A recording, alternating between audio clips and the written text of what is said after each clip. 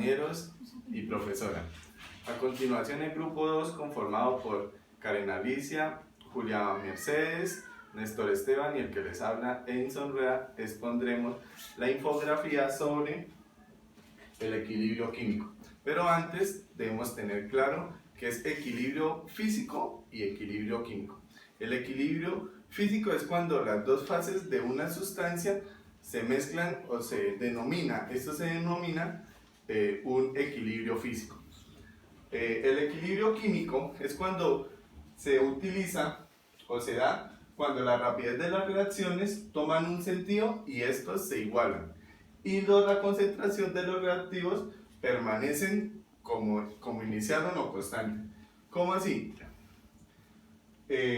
Todo reactivo nos da un producto y todo producto nos da un reactivo. ¿Cómo se representa el equilibrio químico? Mediante dos flechas en un sentido izquierda-derecha y otra derecha-izquierda. De aquí vamos a hacer un ejemplo. Nosotros lo hicimos con el tetróxido de dinitrógeno, que su fórmula química es N2O4 en estado gaseoso. Este estado o esta composición nos da que la concentración de los reactivos y los productos se tienen que estar en un sistema cerrado, cambian a pesar del tiempo. Entonces, por ejemplo, acá vemos un reloj que cada vez que cambia el estado o el tiempo, por ejemplo, recién iniciamos, el dinitrógeno está congelado, por lo tanto tiene un color incoloro, o sea, no se ve. Pasando ahí, cuando ya se le aplica temperatura o calor, dependiendo de su rapidez y su ebullición, pasa a formar en estado gaseoso, pero en un color café. Y por último, que es el que nos interesa, que es el equilibrio químico, deja de cambiar, el deja de cambiar, solamente sigue siendo color café, pero más oscuro, y a la vez esto se convierte en velocidades de gases. El constante de equilibrio, vemos acá que nosotros ya hicimos el constante de equilibrio del dinitrógeno. ¿Cómo? La fórmula que siempre nos dan, o las constantes que siempre nos dan, es, hipotéticamente, es A más B, que son los reactivos, obtenemos un producto que es C más D. Y hay un proceso irreversible, y lo vemos aquí, que también es un proceso químico. ¿Cómo hallo? Lo que nos interesa es el constante de equilibrio. El constante de equilibrio lo hallo. K significa constante de equilibrio. Sobre, ¿sí? En la parte superior pongo el producto en corcheas cuadradas. El producto C, el primero, ¿sí? Que es C, y con su exponente logarítmico, que en esta ocasión lo vemos al lado y es el C. Lo mismo hacemos con el D, con su exponente logaritmo el D, sobre los reactivos, que en este caso es A más B, entonces hacemos lo mismo, sobre corcheas y su exponente logarítmico. ¿Qué trae esto? O lo vemos en este ejemplo. Los reactivos en esta ocasión están pequeños, pero los productos están grandes. Al siguiente, los reactivos están grandes y los productos están pequeños. Pero entonces hay un proceso de reactibilidad, o sea, no cambia, hay un proceso, pero no cambia, sigue siendo lo mismo.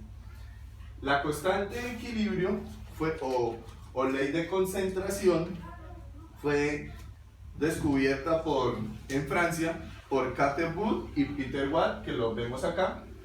Esta constante se divide en equilibrio homogéneo y en equilibrio heterogéneo. El equilibrio homogéneo es cuando se aplica en todas las especies los reactivos que se encuentran en una fase. Entonces, en el dinitrógeno, ¿sí? En el tetróxido de dinitrógeno, intervienen la disociación del dióxido de nitrógeno. Entonces, ahí vemos el equilibrio homogéneo. ¿Cómo? N2O4, ¿sí? En estado gaseoso que es la G, sobre el proceso irreversible nos da 2NO2 en estado gaseoso. Y aquí lo resolvimos. ¿Qué es el equilibrio heterogéneo? Es la reacción, ¿sí?, de distintas fases en un producto. Y lo vemos acá. Pasando ahí, y que nos sustenta esto, vamos al principio de Lachelier, que es un sistema alcanzado para perturbar estas reacciones. Pero, ¿cómo hacemos un contraste con la ley de concentración vista anteriormente, que es un cambio de concentración en T, P, V, hipotéticamente estos son concentraciones, y se reaccionan oponiéndose a una perturbación de modo de volver a la condición de equilibrio. Acá vemos la reacción química, ¿sí? Y vemos que existen los moles, de la parte izquierda de la pantalla existen los moles, hay más moles, por lo tanto la presión no deja que bajar, ¿sí? Y donde existen menos moles, la presión es más constante y le aplicamos una flecha al lado para que se vea. Entonces, el principio del Lachelier, ¿qué tiene o en qué se basa? En cambios. ¿En cambio de en qué? En la concentración, en el volumen y la presión y en la temperatura. Ejemplo, entonces nos dan dióxido de carbono, que es CO2, y le aplicamos agua, que es H2O, nos va a dar un ácido carbónico, que es H2CO3, ¿sí? Y aquí nos da, entonces, partiendo de aquí, siempre trabajamos equilibrio químico con la fórmula tetróxido de nitrógeno, basándonos en el tetróxido de nitrógeno. Por lo tanto, este siempre está en estado gaseoso. Muchas gracias por su atención. Hasta luego.